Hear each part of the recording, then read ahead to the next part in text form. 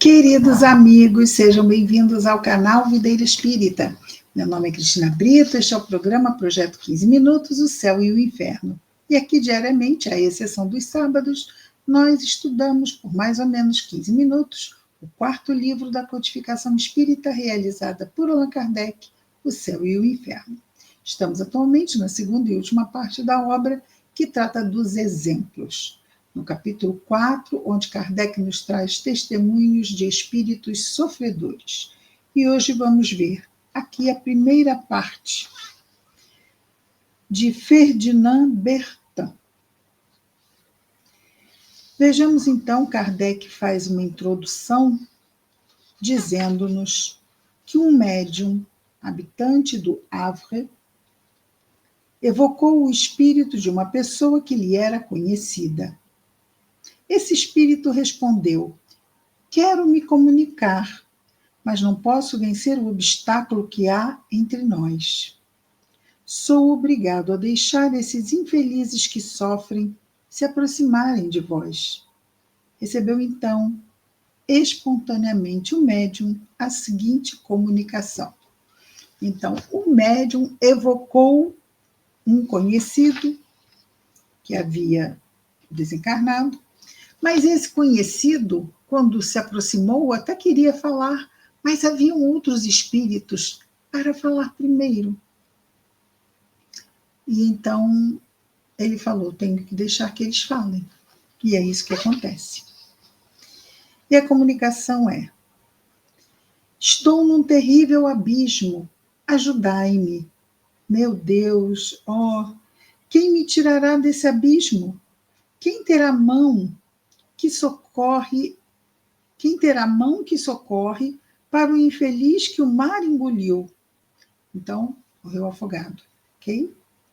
A noite é tão negra que tenho medo.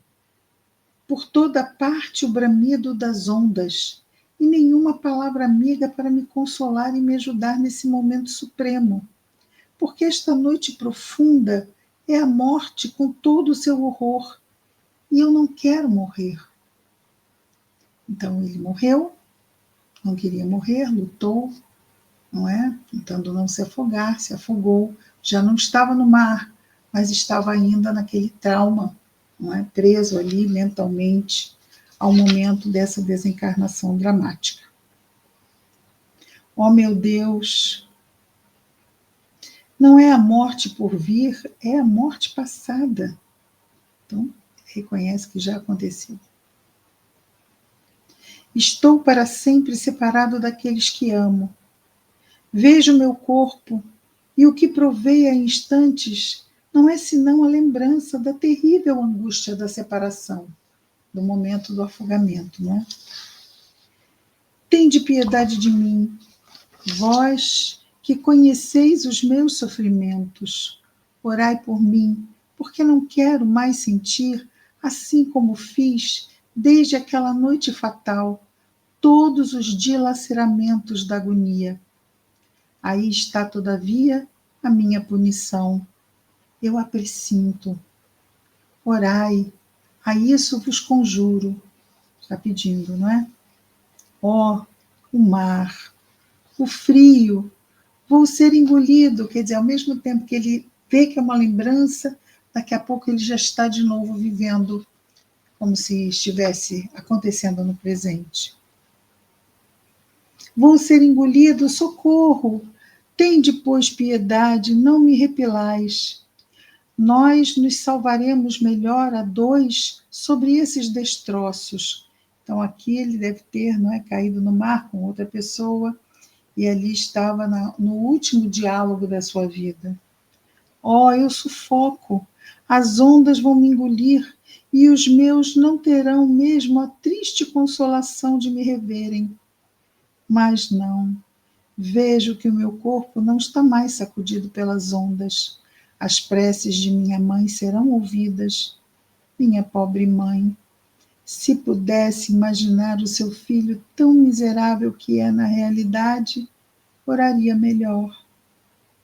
Ela, porém, crê que a causa de minha morte santificou o passado, ou seja, ele teve uma morte nobre, vamos ver depois, e que isso teria cobrido, ou melhor, não, isso teria coberto todos os seus erros passados. Ela, a sua mãezinha, me chora mártir e não infeliz e castigado. Então ela imagina o filho um mártir. Ó, vós que sabeis, sereis sem piedade? Não, vós orareis. François Bertin. Diz-nos Kardec, esse nome, inteiramente desconhecido do médium, não lhe sugeria nenhuma lembrança. Ele se disse que, sem dúvida, era um espírito de algum infeliz náufrago que vinha se manifestar espontaneamente a ele, assim como isso lhe ocorreu várias vezes. Soube, Kardec, não, o médium soube, Kardec nos conta, um pouco mais tarde, com efeito, era François Bertin o nome de uma das vítimas de um grande desastre marítimo que ocorrera nessas paragens no dia 2 de dezembro de 1863. A comunicação foi dada no dia 8 de dezembro do mesmo mês, 6 dias depois. Parece que tinha passado tanto tempo, não é? 6 dias. 6 dias depois da catástrofe. O indivíduo morrera fazendo tentativas sem sucesso para salvar a tripulação, e no momento em que acreditava que a sua salvação estava assegurada. Então, realmente, ela soube dos esforços desse homem, não é? Que era um filho muito amado também, um homem, vamos dizer, consciente e bom no sentido de buscar salvar e usar todos os seus esforços naquele momento dramático. Muitas vezes as pessoas se voltam apenas para a própria salvação de si mesmos, não se entregarem ao afogamento, mas ele se importou em salvar muitos. E provavelmente, como essa história chegou à Terra depois, não é? Ele deve ter conseguido. Não todos pereceram, não todos morreram.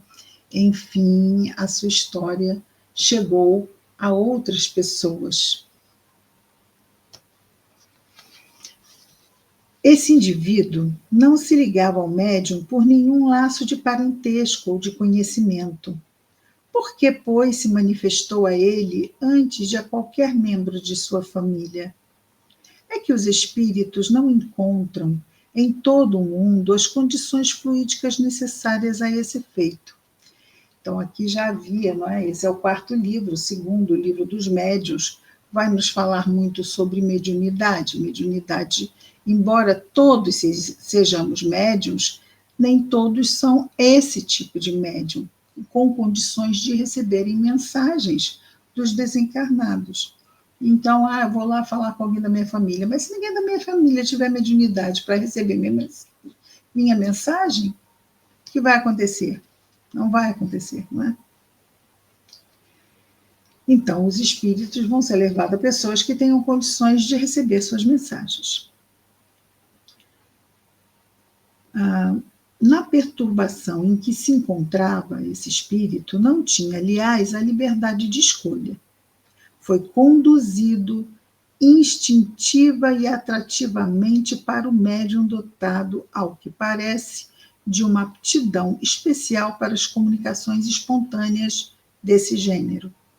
Sem dúvida, pressentia também que ali encontraria uma simpatia particular, como outras encontraram em circunstâncias semelhantes. Sua família, estranha ao espiritismo, talvez antipática para essa crença, não acolheria a sua revelação, como poderia fazê-lo esse médium. Faz sentido, não é? embora a morte remontasse a alguns dias, o espírito ainda, já foram só 6 dias, não é? O espírito ainda lhe sentia todas as angústias. É evidente que não se dava conta de nenhum modo de sua situação, acreditava-se ainda vivo.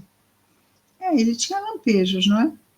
Lutando contra as ondas e todavia fala de seu corpo, como se estivesse separado dele. Exato. Chama por socorro e diz que não quer morrer, e um instante depois fala da causa da sua morte, que reconhece ser um castigo. Tudo isso mostra confusão de ideias que quase sempre segue-se às mortes violentas. Muito bem. Hoje não vamos adiante,